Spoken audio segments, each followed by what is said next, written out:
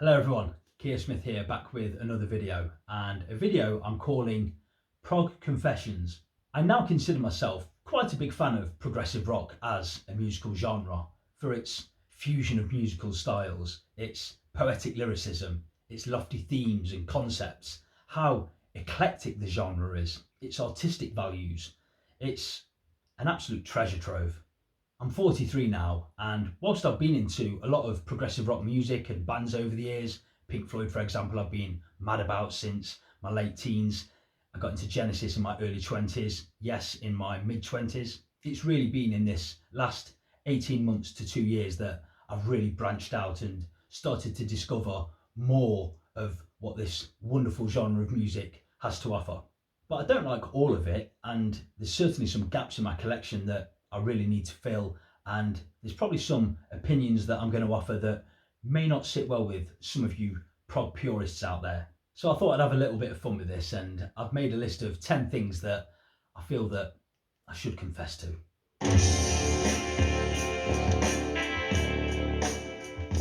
So I may as well start this list with a big confession and something that really should have been sorted out by now.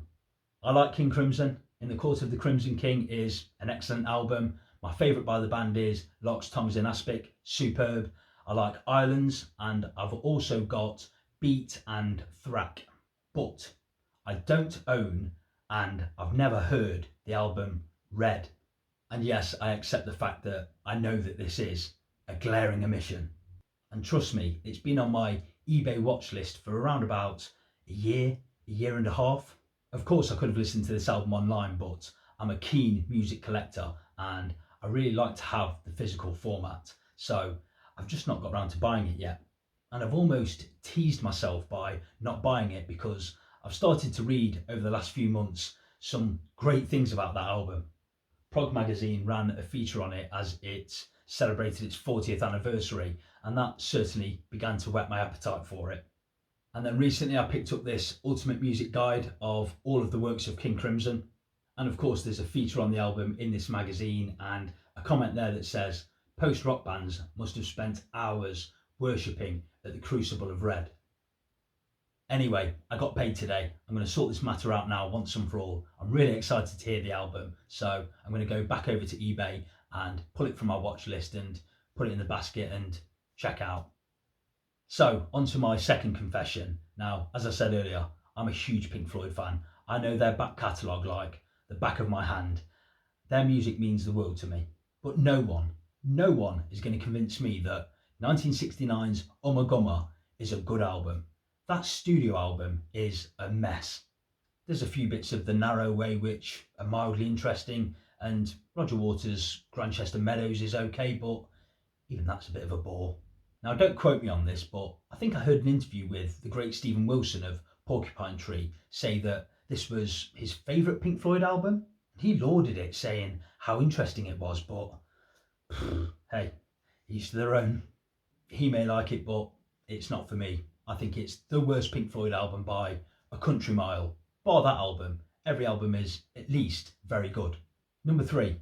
What's everyone's problem with Love Beach by Emerson, Lake and Palmer? It's maybe a little unspectacular by their high standards, but I really like songs like The Gambler, love the female backing vocals on that, and For You is a really good song. But side 2's Memoirs of an Officer and a Gentleman is a lovely piece of music featuring some really nice piano playing by Keith Emerson and some impassioned vocals by Greg Lake. Okay, let's address the elephant in the room. The front cover is, admittedly, a bit of a disaster. It wouldn't be so bad if Keith Emerson and Greg Lake didn't look oh so pleased with themselves, shirts opened and all. But hey, don't judge an album by its cover. There's good stuff on there. There is. Number 4. Now, I mentioned the great Stephen Wilson earlier, but the truth is, up until 18 months or so ago, I didn't even know who Porcupine Tree were. Now, I'm amazed at this myself because in the mid-90s, up until let's say 2010, 2011, I cannot believe that I didn't come across any of their music or hear their name even once. Or maybe I did and it never registered. But as I began to watch more and more prog related videos on YouTube over the last couple of years, it's a name that kept cropping up. Anyway, safe to say I've sorted that matter out a long time ago. I first bought Fear of a Blank Planet, which I think is really good, but the penny dropped when I bought In Absentia, which is an amazing album. Ghastly front cover, mind. And I've also bought one of Stephen Wilson's solo albums, The Future Bites, so I'm still very much in my infancy with this band, but no doubt I already think that Stephen Wilson is a great artist. And he's a real music nerd, and I love listening to him talk. He's very knowledgeable, of course, and his love for music goes across all genres and styles. And of course, I'm really looking forward to getting a few more albums by Porcupine Tree, especially Deadwing, which is also on my eBay watch list. Number 5, and again, I'm very surprised to say that, honestly, I'd never heard this name before. The Alan Parsons Project. I knew who Alan Parsons was. I believe he was an engineer on the Beatles' Abbey Road album, and of course he produced Pink Floyd's The Dark Side of the Moon.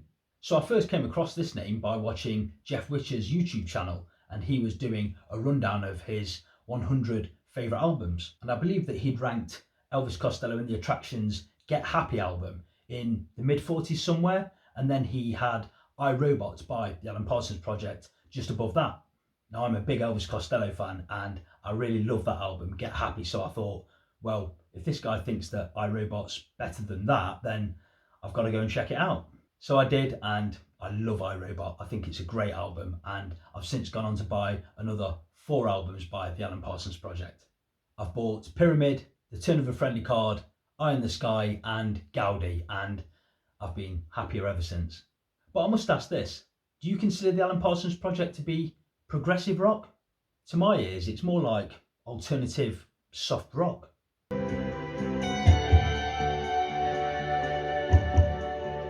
Number 6, and again, this is a pretty big confession. I really should have sorted this out by now, but I don't own and I've never heard an album by Kansas. I am a huge fan of Scott Lade's wonderful YouTube channel, The Prog Corner, and he's a big fan of Kansas. I think the first Kansas album is his favourite by the band, but he waxes lyrical about their first 5 albums especially. And as a result, Leftover has been added to my watch list, but I just haven't got around to it yet. Minus prog points for me there. Guilty as charged. Number 7. Now, I'm a huge fan of Yes. They are an amazing band with amazing players. Their output in the 70s is some of the best work in the history of rock and roll. But 1971's Fragile album, which was the first album that I bought and heard by the band, it's good.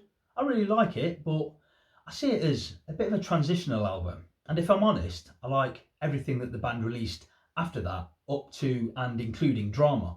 So that's merely a matter of opinion really, but I started to feel a little bit awkward about it because every Yes fan seems to have that album in their top 5 albums by the band, but not me. And I say it quietly, but I even prefer the much maligned Tormato album to it.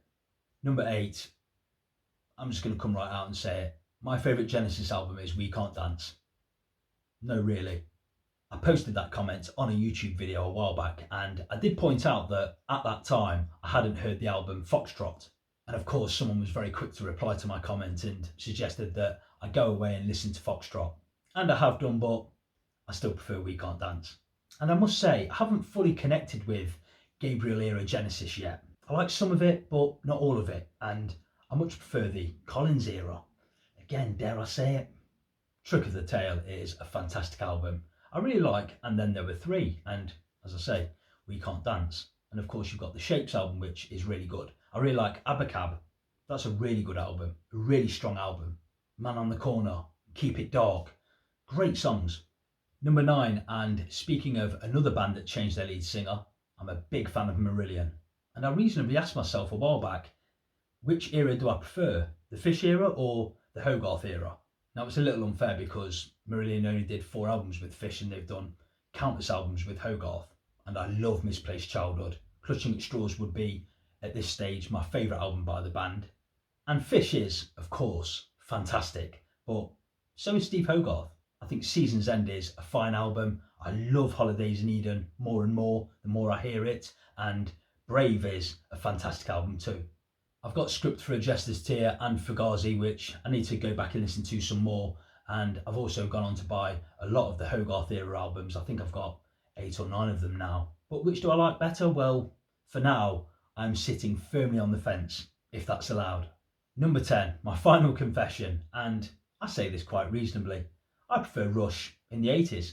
Having said that, I don't own and I haven't heard 2112 or 2112, however you say it, or Fly By Night. But I have a little bit of a problem with Geddy Lee's vocals in those earlier Rush years. His shrieking is a little bit too much for my ears. But by the time you get to Permanent Waves and Moving Pictures, his voice has settled down a bit more for me. Moving Pictures, of course, is a great album, and I really like Signals, which was the first album that I bought by the band.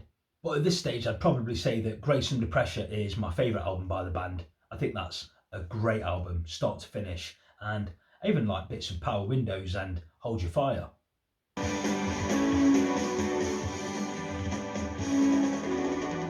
Anyway, that's enough from me. I welcome all of your comments down below. Have you got anything that you'd like to confess to, or maybe you'd like to educate me further on the ways of progressive rock? As I say, all comments are welcome. And I'd like to thank you all for stopping by and watching this video. I hope you enjoyed some of it, and I'll see you for my next video sometime soon. Until then, bye for now.